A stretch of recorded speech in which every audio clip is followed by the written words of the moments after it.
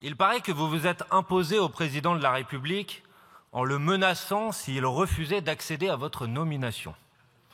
On peut donc dire que votre mandat est marqué par le sceau du chantage. Et c'est ce chantage que vous infligez désormais au peuple pour lui imposer une politique qu'il a pourtant refusée à de multiples reprises.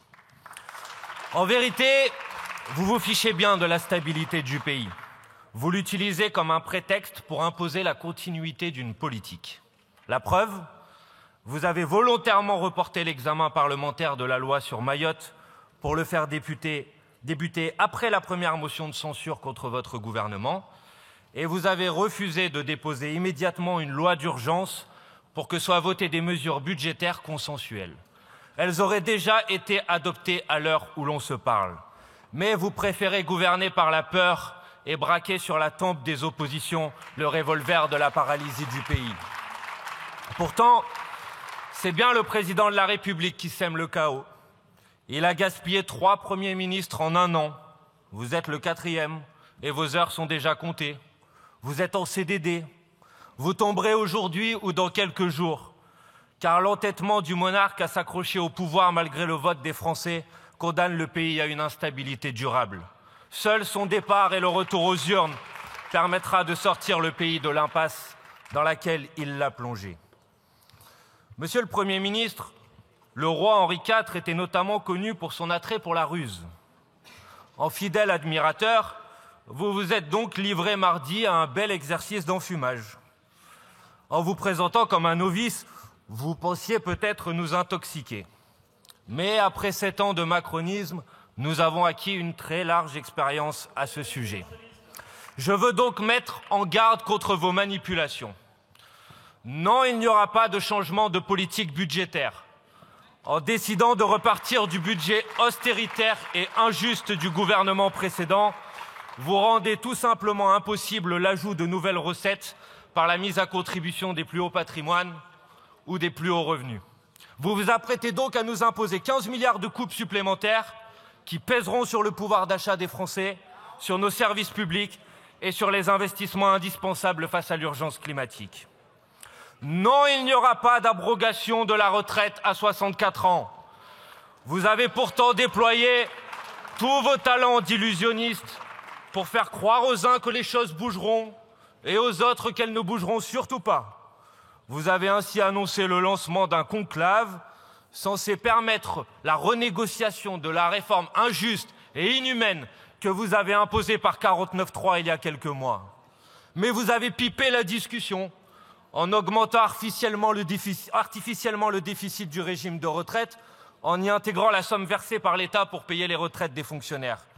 Et vous avez bloqué immédiatement toute remise en cause de l'âge de départ à 64 ans ou de la durée de cotisation en offrant un droit de veto au MEDEF. Vous avez, Monsieur le Premier ministre, inventé la négociation où on est perdant à tous les coups. Unanimes pour demander l'abrogation de votre réforme, les syndicats de salariés pourront soit y renoncer pour se mettre d'accord avec le patronat, soit y renoncer parce qu'ils ne sont pas d'accord avec le patronat et que la réforme restera alors en l'état. Face je gagne, pile tu perds. Qui peut croire sincèrement ici qu'il y a une quelconque avancée pour les Français qui ont rejeté dans la rue comme dans les urnes, la retraite à 64 ans. Monsieur le Premier ministre, si vous étiez réellement ouvert à la discussion sur ce sujet, vous laisseriez les parlementaires se prononcer sur l'abrogation de votre réforme, comme nous l'avons proposé en novembre dernier. En démocratie, c'est parfois bien de laisser voter les représentants du peuple. Non, il n'y aura pas d'avancée sociale ou démocratique. Vous avez rendu mardi hommage au mouvement des Gilets jaunes pour faire oublier que vous proposiez à l'époque d'envoyer l'armée pour le réprimer. Mais vous continuez à refuser chacune de ces revendications. Pas de coup de pouce pour le SMIC cette année, pas de blocage des prix face à l'inflation, pas de retour de l'impôt de solidarité sur la fortune, pas de référendum d'initiative citoyenne. Vous préférez offrir le cumul des mandats pour les notables plutôt que de nouveaux droits démocratiques pour le peuple. Et Monsieur le Premier ministre, Ce ne sont pas vos métaphores sur les poireaux qui masqueront la continuité d'une véritable politique de destruction de la biodiversité. Je crois que nous ne prenons pas la mesure de ce qui est en train de se passer à l'heure qu'il est et dans les jours où nous sommes. Nous sommes, nous, la France, et nous, l'Europe, en situation de citadelle assiégée. Nous sommes, nous, la France et nous, l'Europe, confrontés à des puissances qui ont désormais décidé et choisi le parti de la domination sur la société que nous formons et la civilisation que nous portons. Hier, à la fin du mois de décembre, la Chine a franchi le cap du millier de milliards d'excédent commercial. L'Allemagne est en récession. Le chiffre a été publié hier matin. Pour la deuxième année consécutive, l'Allemagne est en récession. Heureusement, la France, avec un peu plus d'1% de croissance, échappe à cette récession. C'est toute l'Europe qui est atteinte et la France plus que tout autre parce que son projet est évidemment, son projet de pacte social est évidemment menacé par la crise que nous traversons. Et c'est là que nous avons la divergence ou la confrontation la plus significative. La motion de censure, M. Bompard, que vous avez présentée, elle a une signification. Elle dit « Nous voulons rester dans l'affrontement au sein de notre peuple entre les... S'il vous plaît, s'il vous plaît. Nous voulons rester, dites-vous, c'est ça que vous Allez, dites. Écoutez. Nous ne voulons pas, dit votre motion de censure, nous ne voulons pas qu'on sorte de l'affrontement pour entrer dans la pratique du dialogue, de la négociation, de la construction de l'avenir que nous avons à faire ensemble. C'est la raison pour laquelle les bancs que vous appelez à vous soutenir sont totalement vides. Vous êtes dans une situation où vous voulez choisir la guerre intestine au sein de notre pays. Vous voulez que l'affrontement soit la loi, que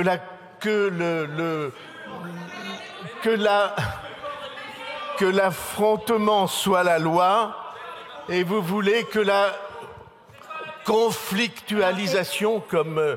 Excusez-moi, Monsieur le Premier ministre, ceci ne doit pas être un dialogue. Je demande aux députés de la France Insoumise de bien vouloir se taire et d'écouter Monsieur le Premier ministre qui va faire son intervention et nous reprendrons le cours de nos travaux. Mais on n'est pas dans un débat, on est dans un examen tel qu'il est prévu par nos textes. Seul le Premier ministre a la parole. Seul le Premier ministre a la parole. Monsieur le Premier ministre, allez-y. Je vous remercie de vous taire, s'il vous plaît. Allez-y, Monsieur le Premier ministre.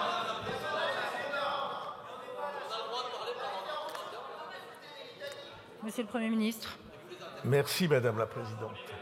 Et donc, je dis que le choix qui est devant nous, dans la situation si grave que connaît notre pays, et dont toutes les activités, dont tous les travailleurs souffrent et sont menacés, ce choix est entre l'affrontement intérieur perpétuel et la tentative de chercher un chemin de dialogue, de réflexion, de compromis, de négociation pour que les choses avancent. C'est la raison pour laquelle ce vote est très significatif. Mais la démocratie, ça n'est pas l'affrontement perpétuel.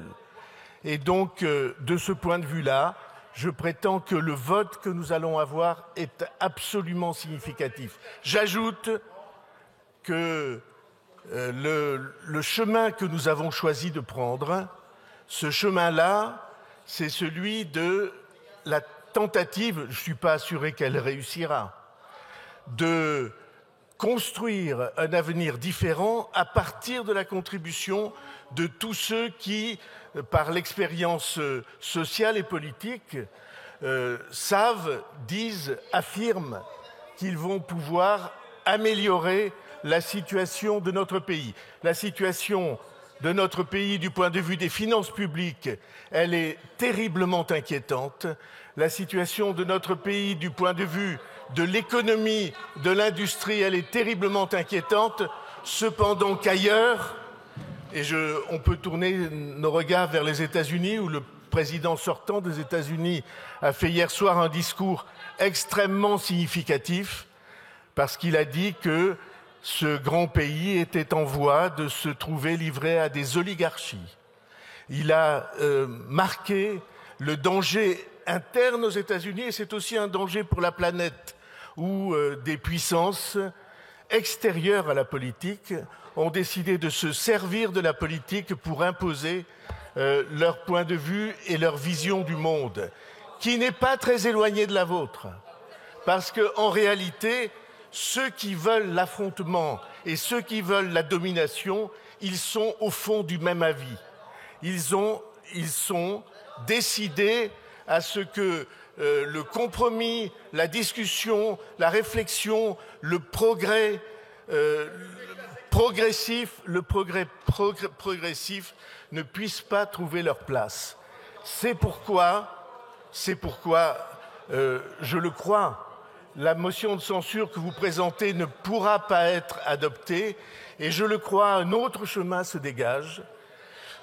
Difficilement, après beaucoup de travail,